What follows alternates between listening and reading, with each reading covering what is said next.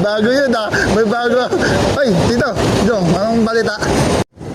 Ate, saglit lang, magbibigay lang ako konting paalala sa inyo ha.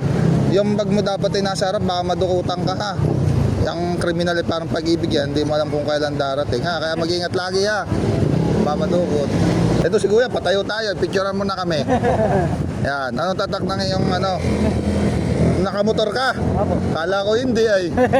Ang motor ay pag sa highway dapat tandaan ay sa shoulder lang ha. Kami. Ay, para sa dati. Ano kaya? Kaya, tumalon nga sa motor. Tumalon ako sa motor. Ba't tumalon? Kaya na ano? Iwasan yung aso. Kaya napili. Ay, tinalunan na lang po na lang niya. Ito na lang niya, baka naulan. Ay, anong fracture oh. Ay, wala na masawa. Sugat lang oh. Ay, mas maigi oh, tumalon.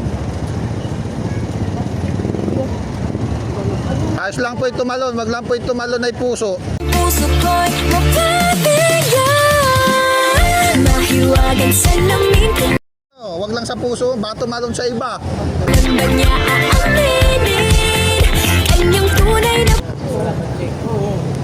Ate, pwede ka bahala. Bibigay lang ako ng paalala sa iyo ha. Yung bag mo pati cellphone, wag dyan. Hindi mo alam mamaya ay ano na yan, wala na yung cellphone mo ha.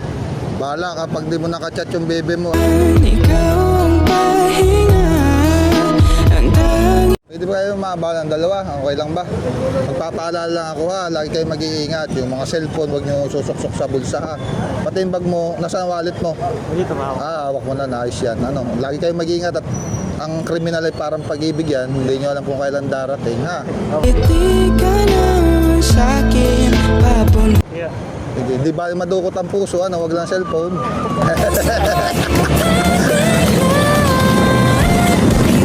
sa lamin ko, kanyang aaminin, kanyang tunay na pag-ibig.